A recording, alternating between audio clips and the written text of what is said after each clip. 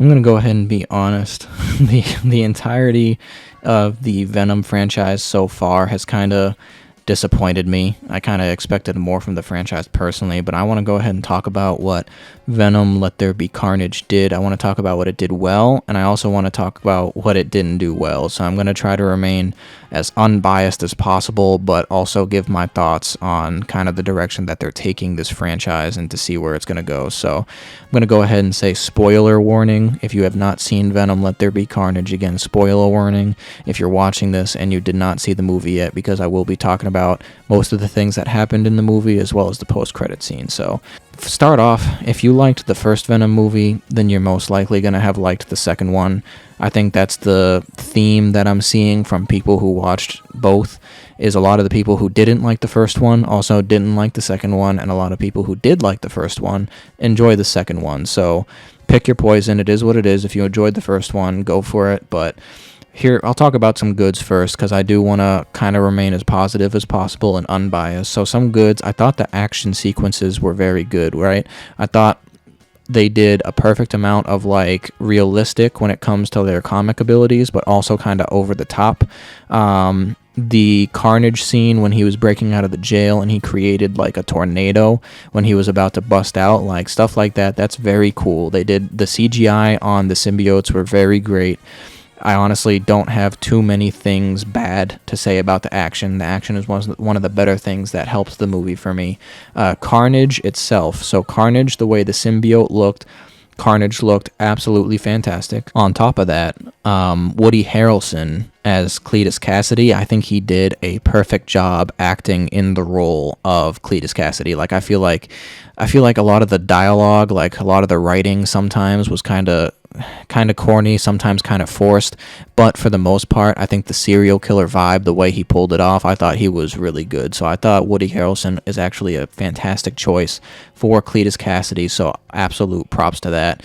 The symbiote design on both Venom and Carnage. I know I already spoke on Carnage, but Venom, again, is very good. I'm very happy that they're giving Venom justice in how his design is. Now, he doesn't have the traditional Spider-Man symbol on his chest, but obviously that's because in the comics, Venom got that from bonding to Spider-Man's suit. So obviously Spider-Man has not been in the Venom universe yet, so he hasn't had the opportunity to get that symbol on his chest. So that's, truth be told, that's a lot of the goods that I can really talk about right now.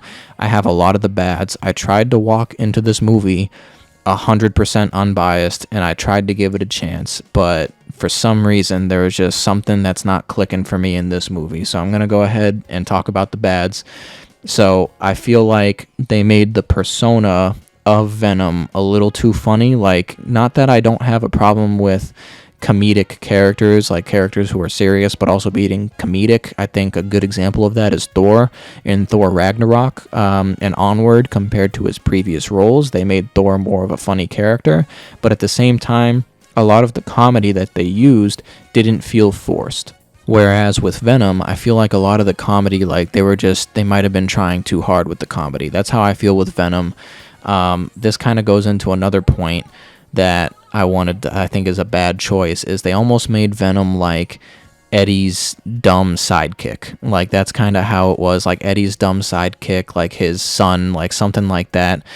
I didn't really see Eddie and Venom as equals. Like it almost like appeared as if Venom could not survive in any way, shape, or capacity without Eddie. So I just feel I didn't like that aspect at all. Like they made Venom too dumb, which is kind of strange considering in the post-credit scene, Venom talks about how there is like a hive mind shared with millions of years of knowledge across multiple universes.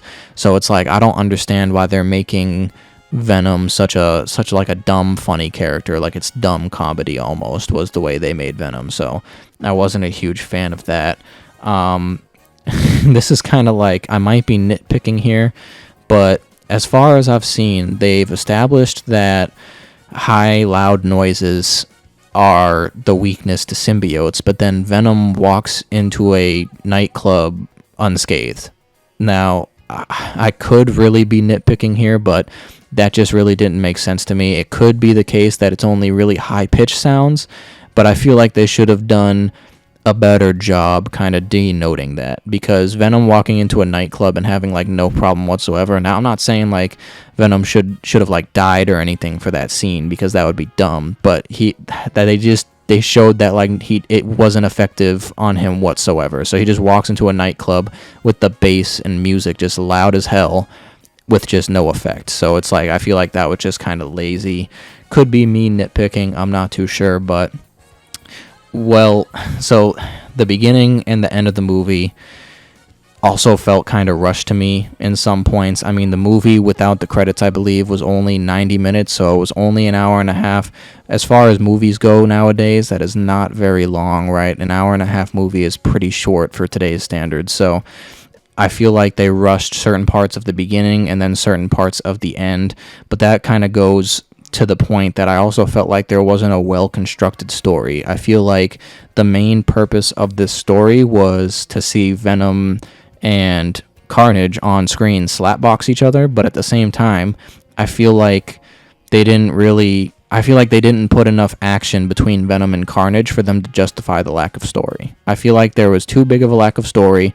If they were going for just a straight boxing match between Venom and Carnage the whole time, there should have been at least twice as much action as there was. But with the amount of action that there just wasn't enough story to back it up, in my opinion. I'm also not a fan at all. I am not a fan at all on I don't like this in movies in general, but when they name drop the title of the movie in just like a spoken line from the character. So like at the very end of the movie, when Carnage is like, "Let there be carnage," like, I just feel like you're putting a hat on a hat. At that point, I feel like you're doing too much.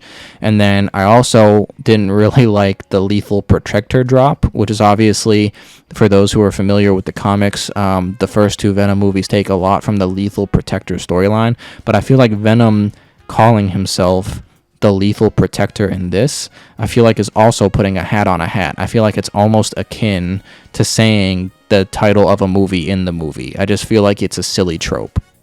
I did forget to say, though, so I'll end the bad things there, because I don't want to be pessimistic on the movie, because I'm glad that Venom is finally getting at least some type of cinematic justice compared to what he was in Tobey Maguire's Spider-Man 3.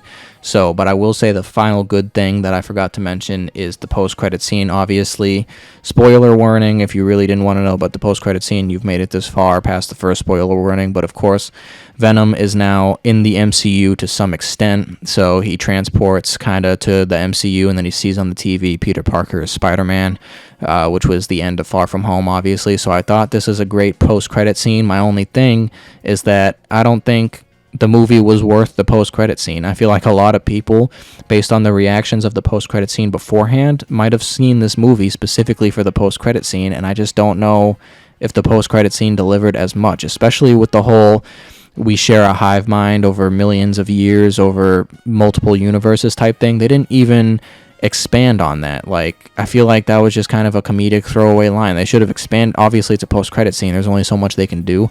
But I wish they kind of expanded on that a little bit more than what we saw. So it is what it is. Overall, the movie could certainly be entertaining, but I feel like if you go in with some type of expectation for comic book Venom, or just if you have a like previously for Venom at all, I just feel like it just fell flat. It fell flat for me. I didn't like the first one, more so for a lack of story, but I feel like the lack of story in this one, with the comedic turn that it kind of took, I feel like it didn't mix well. It left a bad taste in my mouth. So I actually think I prefer the first one over the second one.